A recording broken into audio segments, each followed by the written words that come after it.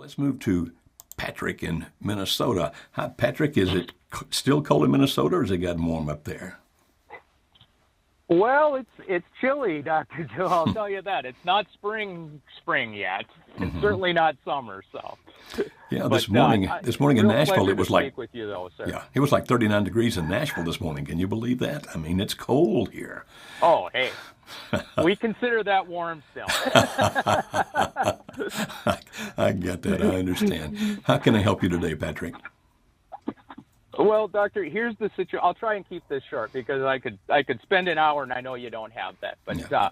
My wife and I have been married for it'll be 33 years next month, and we've certainly had our share of ups and downs over the years. But in the last a couple of months ago, my wife sat down with me and expressed that she feels like we've both been unhappy for quite a while.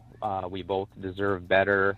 And kind of left it as an open-ended conversation. And we had a very good talk. And both agreed things were not what they should be or certainly could be. And it ended up where we really decided we were going to work on the marriage, and we looked into counseling and things like that. And about a week later, it was a complete flip, and we need to get a divorce, and it started this 100-mile-an-hour race toward filing for divorce with her. I let her know I absolutely do not want a divorce. I love her, and that it's not something I want. And the conversation just kind of died there for a while. But she started making these moves toward divorcing, and things became very cold. But I dove headfirst into the materials you folks provide, which are absolutely outstanding. Thank you. Backed off of the desperation and kind of tried to settle down a little bit and look at the long game. And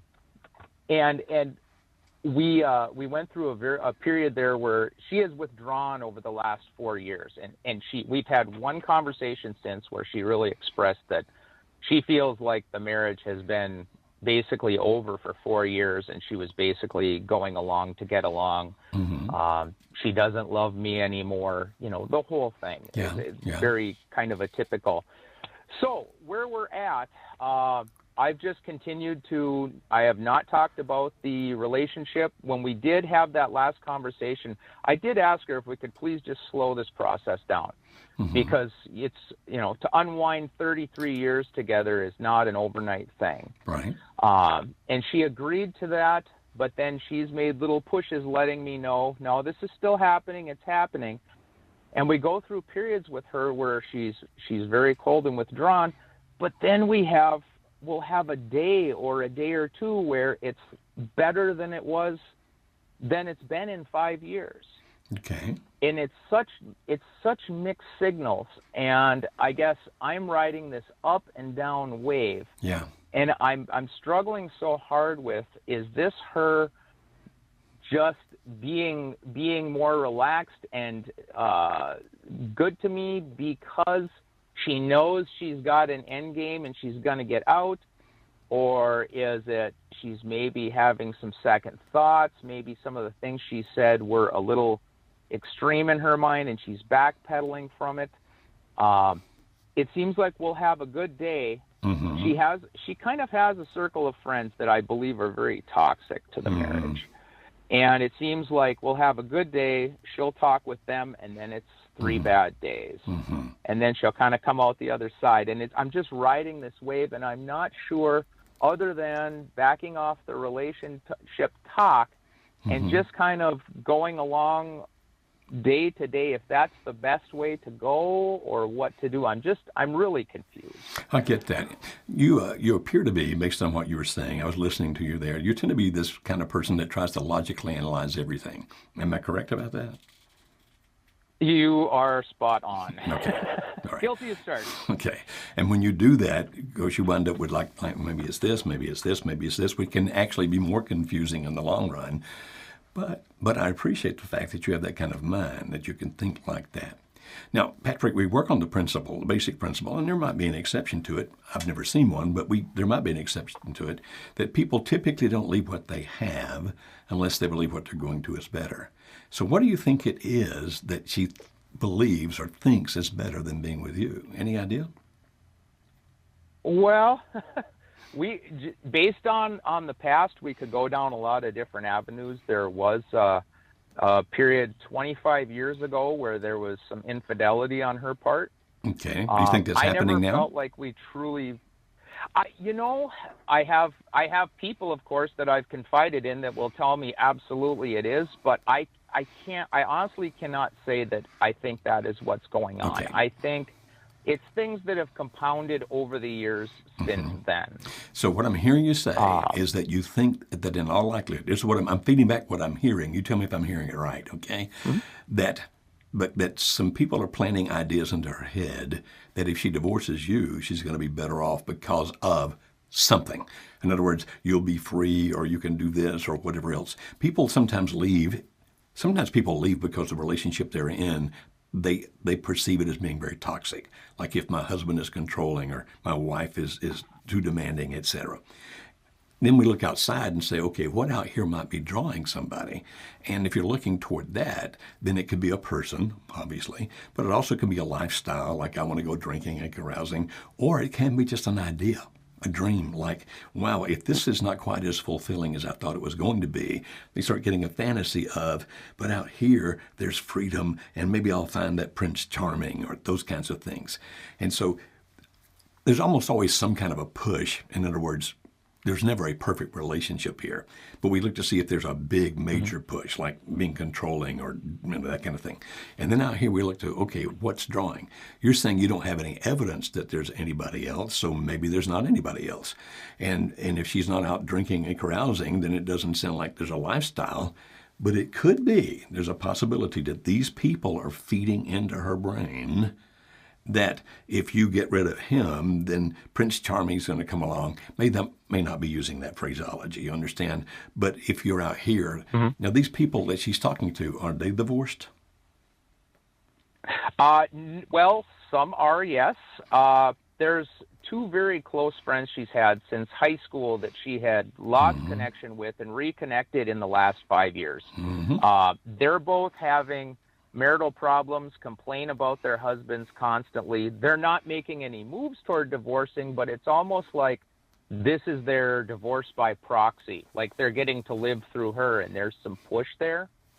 That actually may be very possible. Go ahead.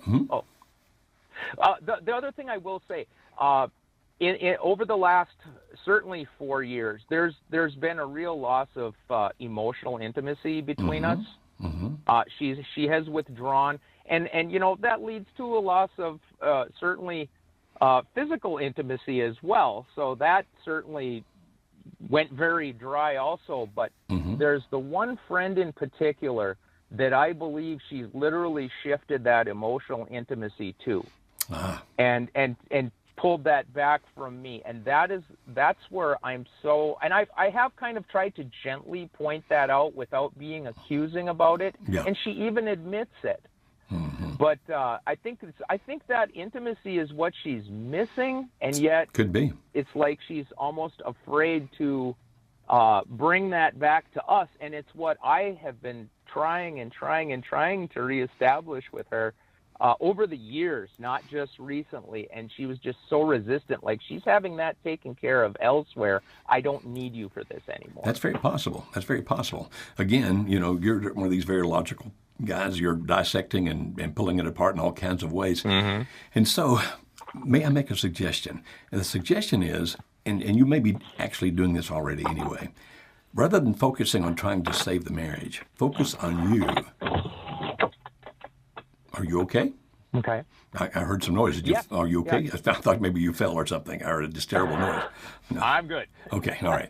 Okay, that rather than focus on trying to save the marriage, and I know this sounds counterintuitive, what you do is you focus on becoming the best you can be. You see, the good news I've heard in this is her vacillation. That, she moves this way, then she moves that way, then she moves this way and moves that way. When people are vacillating, it typically means they have not made a hard and firm decision. Therefore, the better you can be, not pushing, but just being there, understanding, listening, because that's really what intimacy is.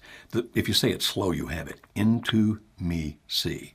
People feel intimacy when they feel the other person really understands them. Therefore, the more that you listen, and that can sometimes be difficult for an analytical person who wants to say, well, you're saying this, but you're also saying this. But if you can just listen and try to understand the emotions and feed that back to her, what I hear is that kind of thing. You still got a shot at this based on what you're telling me. The fact that this vacillation's occurring means that there's a possibility that she is potentially developing some intimacy with you slowly but surely. Based on what you're saying, it sounds like her friends are not helping, but you can't do anything about that. Because if you attack them and she's leaning on them emotionally, then she's going to defend them, which turns her against you, and you don't want that. So my suggestion, my friend, Understood. my suggestion is try to listen as much as you can. And when this vacillation occurs, don't panic when she vacillates moving away from you. But when she vacillates coming back towards you, be this warm, caring, loving individual as much as you can be, and it gives you a shot at this. Okay? Okay. And that was what I was thinking, but I guess I needed some confirmation from somebody who's been there, done that. Okay. All right, my friend. So I love your logic, but right now you're going to have to really relate to her emotions. Okay? Okay. Outstanding. I really appreciate that. All right.